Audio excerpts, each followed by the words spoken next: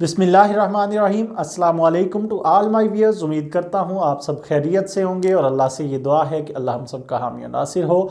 आप मेरे साथ फ़िज़िक्स का ये सेशन ज्वाइन किए हुए हैं। हम तीसरे चैप्टर के 6 न्यूमेरिकल्स लास्ट लेक्चर में कर चुके।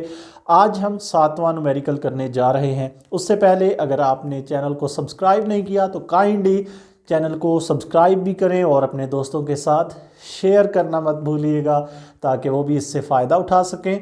और अब हम देखते हैं जी 7वां न्यूमेरिकल है। इसमें हमारे पास वो कहता है दो मैसेज हैं 26 kg और 24 kg।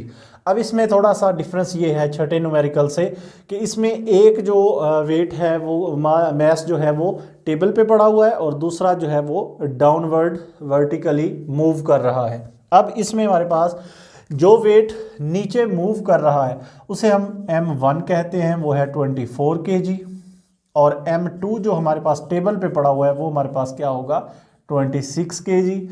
फाइंड हमें क्या करना है, अगेन टेंशन फाइंड करनी है और एक्सेलरेशन फाइंड करना है। इनके लिए आप जो हमारे पास फार्मूला है वो हमारे पास आ जाएगा T is equal to M1 multiplied by M2 into G over M1 plus M2। 24 multiplied by 26 multiplied by 10 divided by ये हमारे पास आ जाएगा 24 प्लस 26। अगर हम इनको मल्टीप्लाई करते हैं तो ये हमारे पास आ जाएगा, ये हम करके देख लेते हैं कि हमें 26 को मल्टीप्लाई करना है 24 से और ये आ जाएगा हमारे पास 6240 यानी 6240। इनको ऐड कर लें तो ये हमारे पास बन जाएगा 50। तो इसको अगर हम 50 पे डिवाइड भी कर लेते हैं तो ये हमारे पास आ जाएगा आंसर 124.8 यानी कि ये है टेंशन और यूनिट आ जाएगा इसका न्यूटन। यूनिट लिखना कभी भी मत भूलिएगा। अगर हम इसको राउंड ऑफ करते हैं तो हम कह सकते हैं कि जी टेंशन कितना हो गया हमारे पास 125 न्यूटन। दूसरा हमारे पास एक्सेलरेशन फाइंड करने का फार्मूला हमारे पास सेम यही है, M1 over M1 plus M2 into जी। फ़र्क क्या था, इसमें M1 ज़रब M2 था, यहाँ पे बस M2 नहीं लिखेंगे, बाकी फार्मूला सेम है। ये हमारे पास आ जाएगा 24 ओवर 24 प्लस 26 मल्टीप्लाइड बाई 10 यानी कि 240 डिवाइड किससे कर लेंगे 50 से। ज़ीरो के साथ ज़ीरो ख़त्म हो गया। 24 को अब आपने डिवाइड करना है, कैलकुलेटर से भी कर सकते हैं। अगर सिंपली वैसे करें 5 4 बार 20, 4 बचेगा, इशारिया 0 लगाएंगे तो 40 बन जाएगा, 5 8 बार 40। आप कैलकुलेटर के साथ इजीली कर सकते हैं, वो कीजिएगा।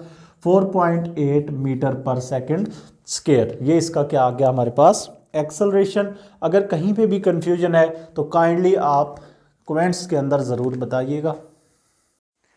8वें न्यूमेरिकल में हमारे पास वो क्या पूछना चाह रहा है जी, how much time required to change 22 newton seconds momentum. यानी गिवन डाटा में हमारे पास क्या दिया हुआ है, चेंज इन मोमेंटम, जिसे हम डेल्टा पी कह सकते हैं, यानी पी एफ माइनस पी आई, final momentum minus initial momentum, जो कि 22 न्यूटन सेकेंड है।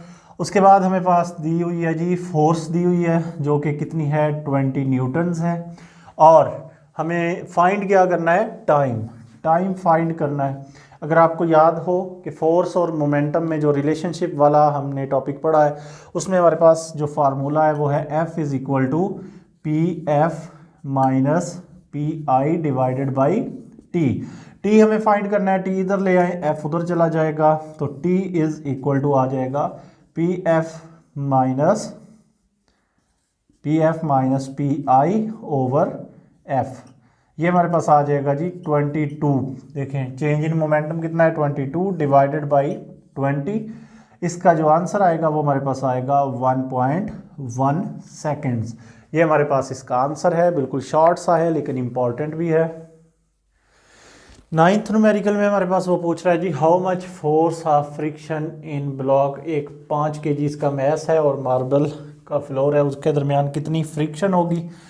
तो गिवन डाटा में हमारे पास मैस आ जाएगा कितना 5 kg। और कोएफिशिएंट ऑफ फ्रिक्शन दिया हुआ है म्यू जो है वो हमारे पास 0.6। अब टू फाइंड क्या है हमारे पास, फ्रिक्शन फोर्स जो है वो हमें फाइंड करनी है।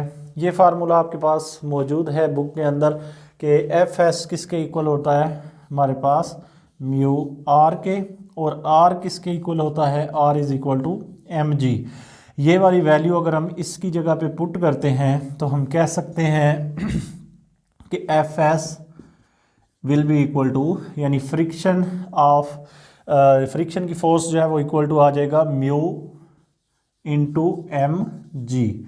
म्यू की वैल्यू आपके पास 0.6 है, मैस की वैल्यू आपके पास है 5, और जी की वैल्यू आप ऑलरेडी जानते हैं 10।